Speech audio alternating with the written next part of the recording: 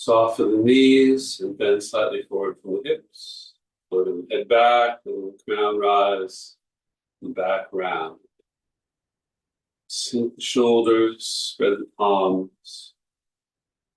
Relax the face and jaw, tip of the tongue at the roof of the mouth. Feel as if the chest center is gently closed by the back. Loosen the lower back, tailbone sink under the body.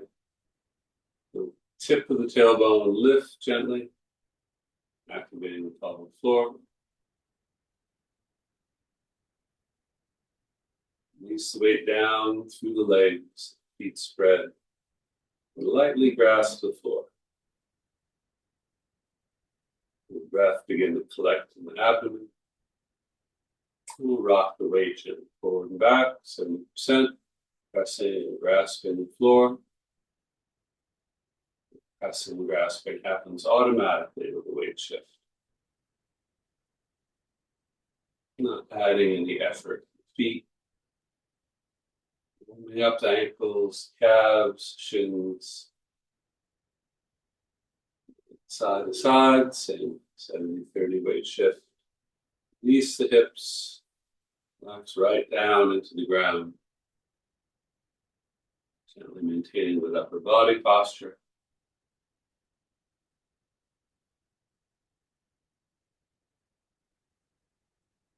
Circle.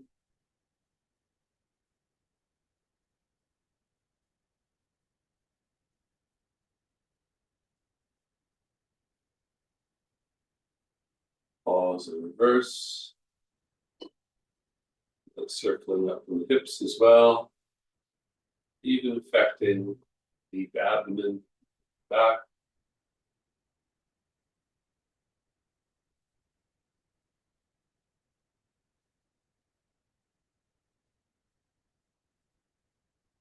Pause and look up, keeping the chin back a little bit and the crown lifted. Down, same idea of head carriage. Lightly open the whole front of the body. And then the back. And let the weight sink down. Palms spread a little bit as we look up. Even the feet. Down, rounded, lightly grasping the floor again, but this time without the weight shift. Just let the lower body be naturally stable.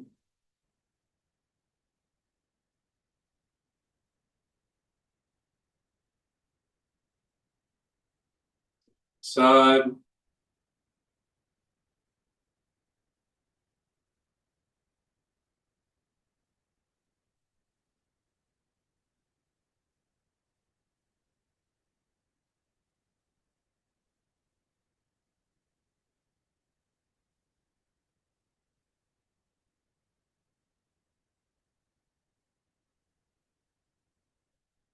Circle. And the lower body stays nice and stable just by letting the weight sink down. Crown rise. Opening the spine. Finding that natural division between the light upper body and the firm lower body.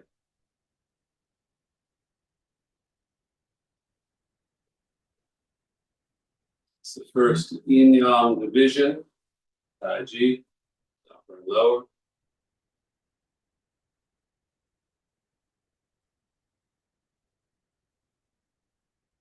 And head.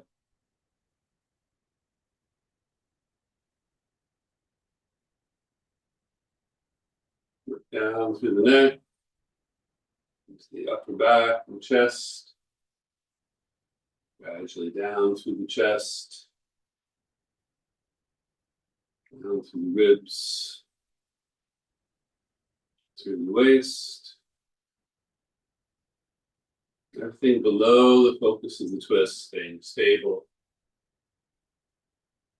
And the movement get down into the hips. The ankles. Keep the feet firm. By releasing the weight.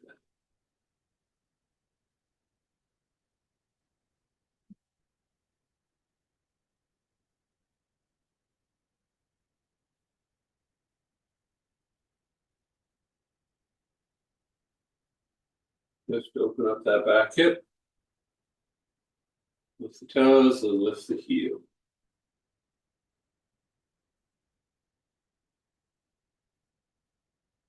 Heel, toe in and toe out.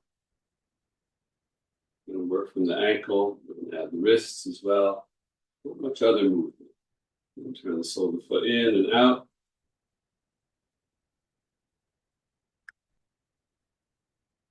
And the ball of the foot will circle. Relax the hip. Open up. Reverse.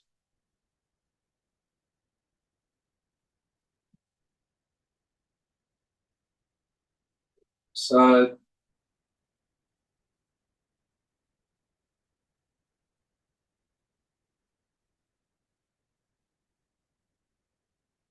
Toe in and toe out.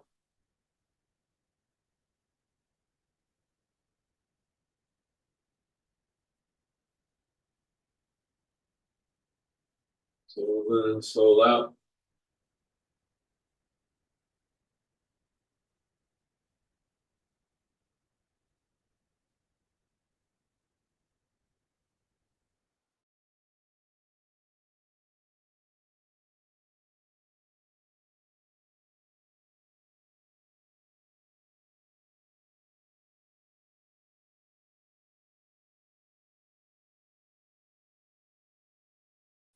And then bend the knees. Tuck the tailbone a little extra and untuck that curve into the lower back again.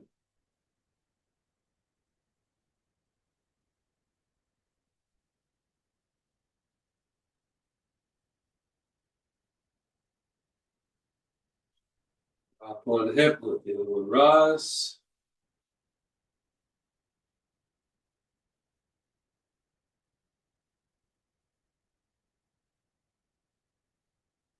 Circle.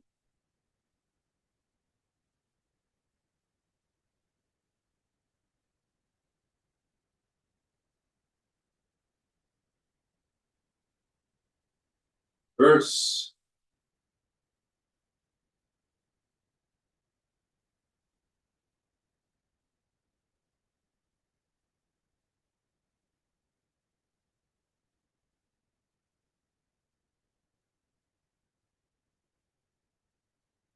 Lighter steps, hips big sway forward and backward. Think of the head staying pretty much in the middle. So I'm not really bowing forward so much as swinging the hips back. Side to side, again, the same head stays approximately in the middle, not holding it stiffly.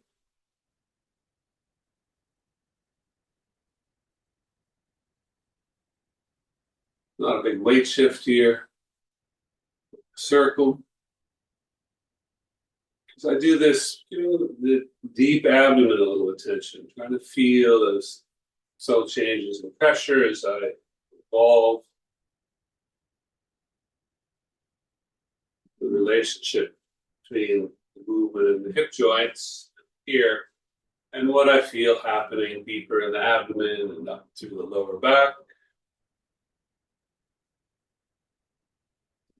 Feel like very small changes at first, but gradually become much more obvious.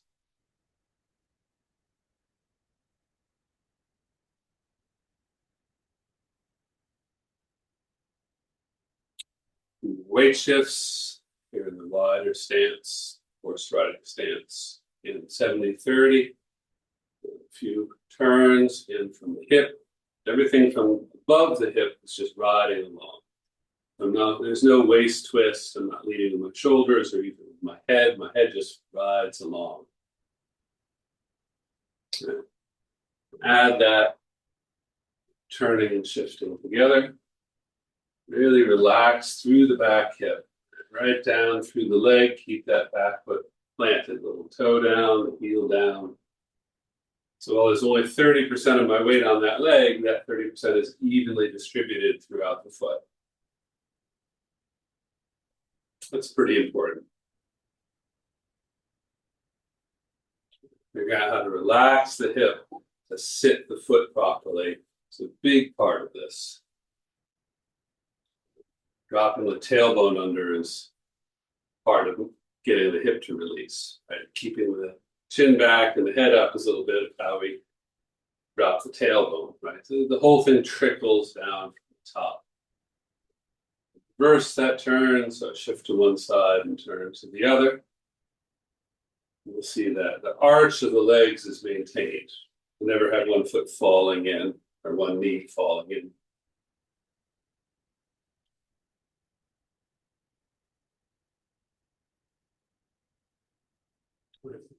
Go out, forward and backward.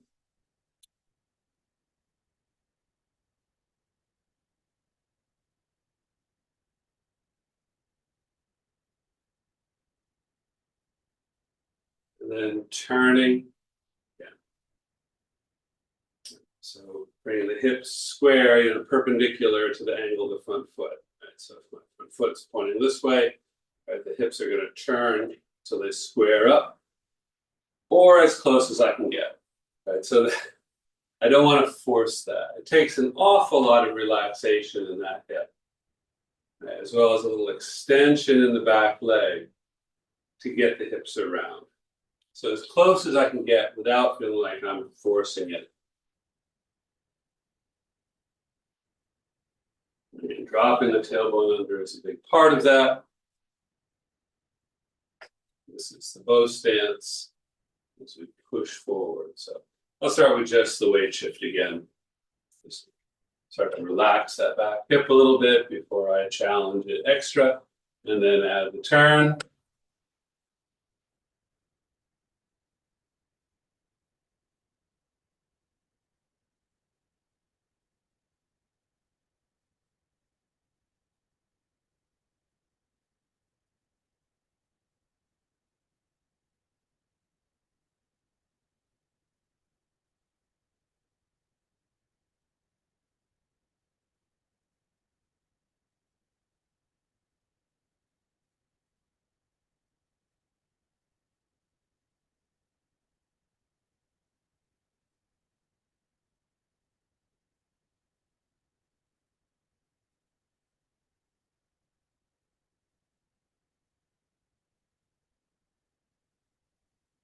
Last week we were looking a little bit at that brush knee twist step movement, cross stance. And it's the hip that drives it. You can even think of it as the back knee that drives it. As I extend that knee, it turns the hips. But also there's that feeling of connection that when the knee extends, the elbow extends. So connect from my knee to my elbow, I really have to sink and relax the shoulder blade down into my back, even as I'm pushing out, which seems a little contradictory at first.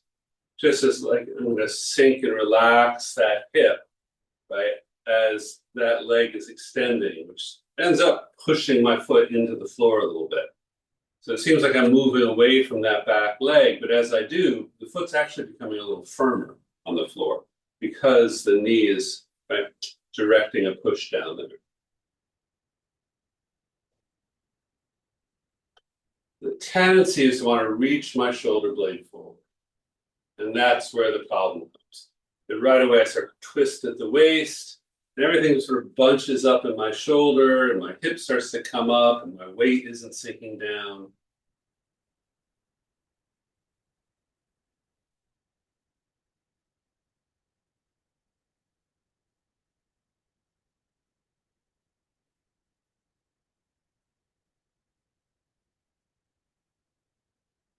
You might be able to see as I sit back, I'm relaxing the wrist a little bit, but my hand is also turning in slightly.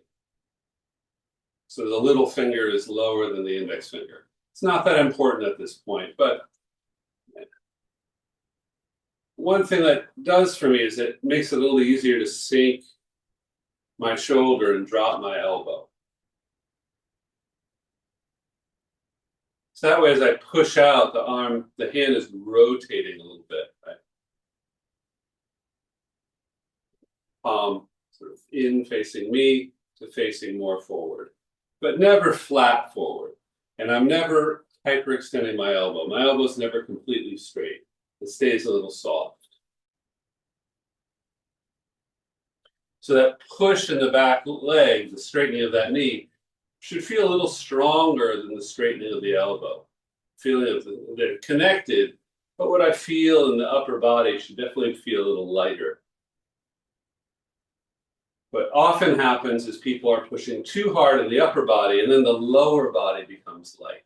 I lose that feeling of the weight sinking down through my feet. And now I've turned the whole thing on its head. Now it's not Tai Chi anymore.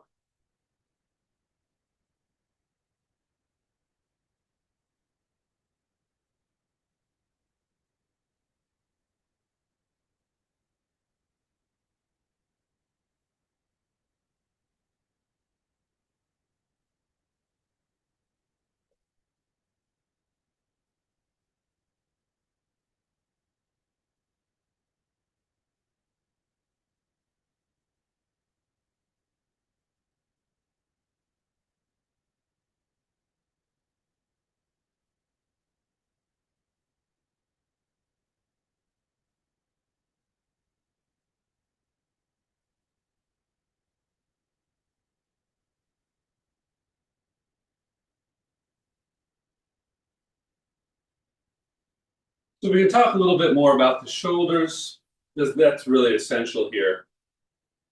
I'm going to start just by pulling my shoulders and forward and back.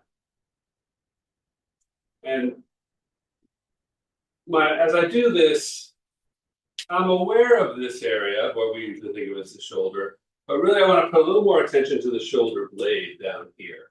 So as I pull back, especially, I'm going to sort of gently pull my shoulder blades down toward the middle of my back. So I'm pulling back, but also a little down. Try not to force it, but I want to be aware of that.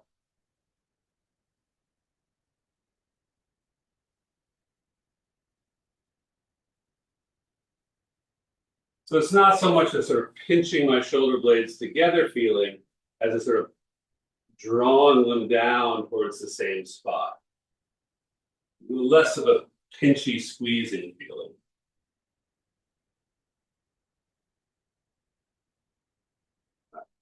Or I can lift one shoulder up and just pull it straight down. But again, that shoulder's sort of moving down and toward the middle of my back. So I can do it with one shoulder, I can do it with the other, or I can pull one shoulder down and let that sort of pop the other shoulder up automatically.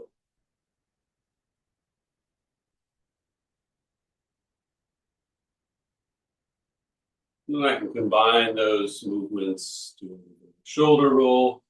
But I'm doing the shoulder roll so that every time my shoulder comes back, I'm pulling gently toward this area.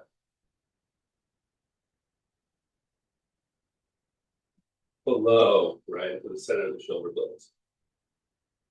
If I'm going the other direction, as I come down and back, I'm also pulling to that area. So anything I do with my shoulders, foundation exercise like this, it should activate that area across the middle of my back, where the lats are, but much more I'm targeting the lower trapezius muscle. The muscle that reaches from the base of the head down into the mid-back, except really it has three parts, right? An upper, a middle, and a lower. And so it's the lower part of that I'm really trying to wake up and get integrated. Right? So I can do both shoulders together. Right, so as both shoulders come up and back, and as they come down, they're pulling sort of towards the same spot in my back. And then as they roll forward and start to come up, it opens up that area. This whole area from the sort of mid to upper back between the shoulder blades, even the area below the shoulder blades, but still between them, is called the Jia-ji, right? So the area that squeezes the spine, so to speak. So we want to feel a sort of gentle squeezing there, especially if we have shoulders that tend to pop up or pull forward, shoulder blades that kind of wing out, stick out a little bit, or any kind of chronic pain, right, or stiffness in that whole area. These exercises are really good for that. And then when I get to that brush knee cross stance position, it might be a little easier to find the feeling of what my shoulder blade should be doing. Right, when we say sink the shoulders, what does that mean? It doesn't just mean not lifting it. It's a little bit more active than that, but it should never feel forced. And so if I figure out how to sink my shoulder a little bit, it helps sort of connect it to that feeling of the sinking hip. And as I said before, if your shoulder comes up and it's reaching forward, it makes it actually much harder to sink sink my hip.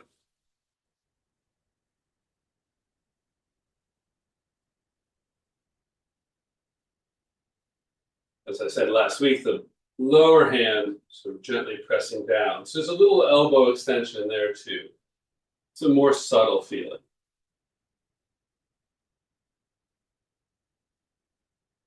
So as I come back, both my hands are sort of palm in a little bit and then out, and in this case, down. But it's the same kind of rotation.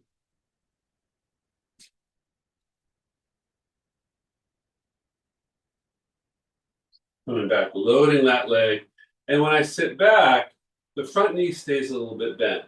I don't extend the front knee, because when I do that, it tends to lock out and slacken. And I want to avoid, just like I want to avoid excessive stiffness, I want to avoid any slackening, right? So no stiffness, no excessive tension, but nothing slack either. So that front knee has to stay bent, and that way that front foot stays a little bit loaded. It's got 30% of my weight, not 10.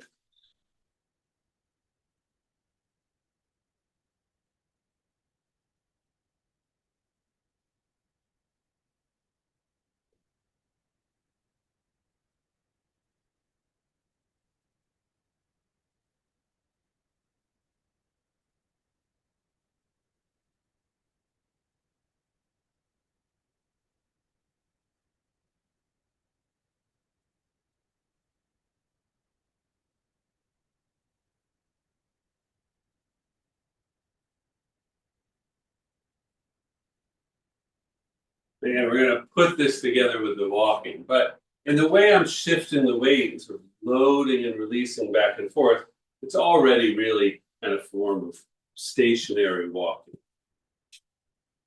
But we're not going to put it together with the hand movements today, because it's more choreography we would have to learn to do that, which will distract a little bit from what we're really trying to focus on here. So let's do a little bit of the walking. Last week we did horse parts its mane. Maybe today we'll focus more on that grass sparrow's tail movement that we did from a month ago. And this is the one where the hips again come square, right? So if my foot's pointed this way, my hips are turning, and then they're going to ideally sort of square up, right, to the angle of my front foot. But probably your back hip is not going to allow for that. So that's okay. So just know that's where we're headed. It's not where we have to be. I mean, we can get plenty of benefit getting 80% of the way there even. So forcing it's not going to make anything better. Start with my commencement. Or maybe I'll do it facing the camera first.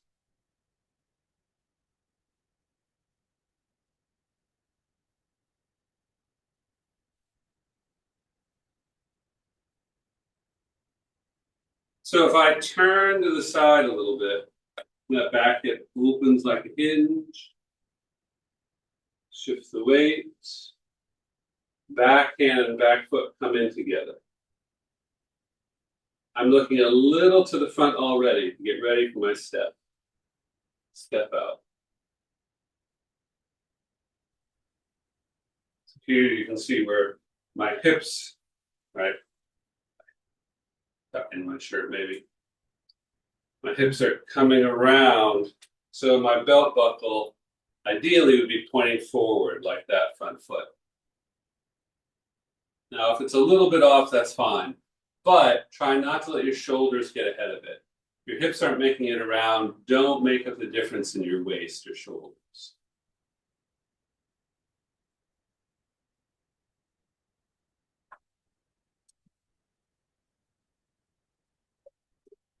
Look a little first. Here's my belt buckle. It's gonna see it turning to the front.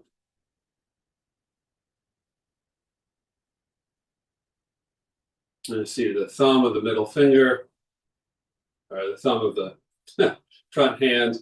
The tip of that is to my middle.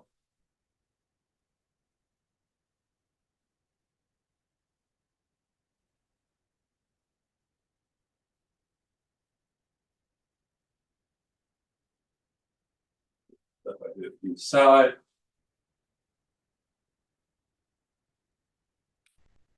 Start with my commencement again. It's good to get as much practice on the commencement as we can. A lot of information there. It's where we really prepare the body.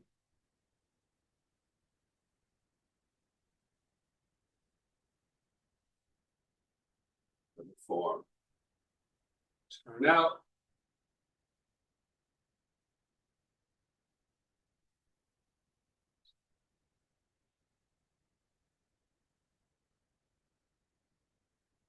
So for a moment, everything's sort of facing the same direction. My feet are parallel, my hips are going that way, my nose is pointed the same way. Then as I step up, as that back foot comes up, I'm already looking a little forward, ready for the next step.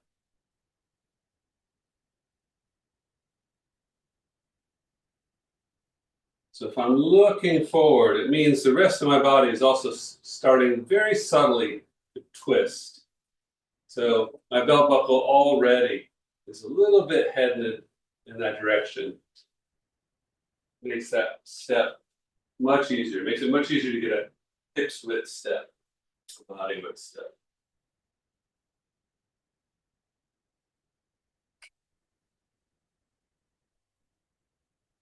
Back.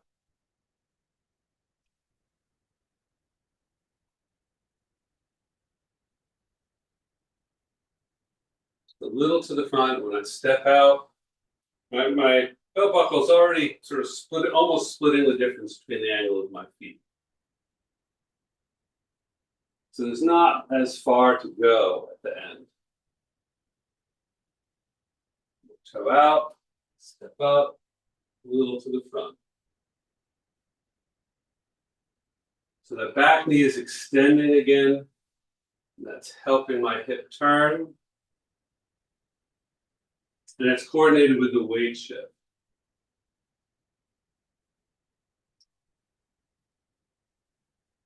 It should feel almost like the weight shift, right, is driving it. If I think of it being driven by my knee, that knee is pushing me forward as well as turning. So the shifting of the weight and the turning, really just one thing, right, powered by that back leg. Let's turn back.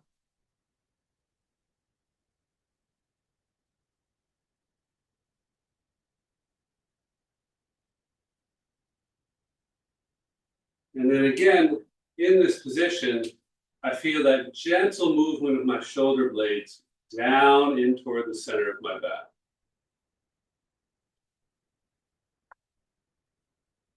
That is really something of a constant.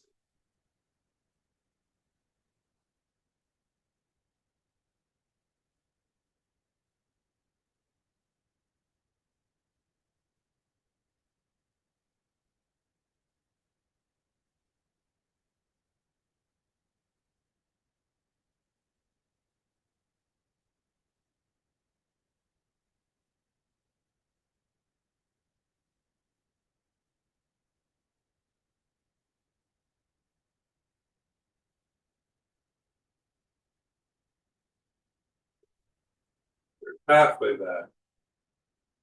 Close out.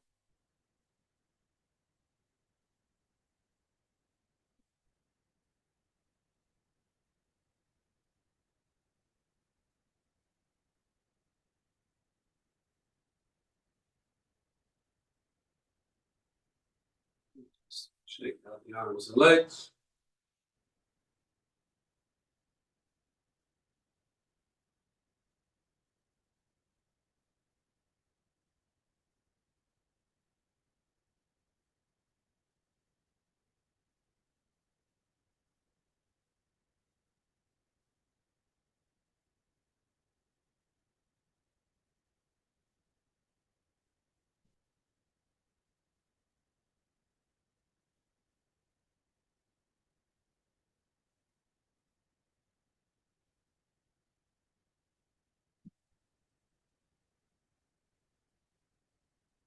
Thank you.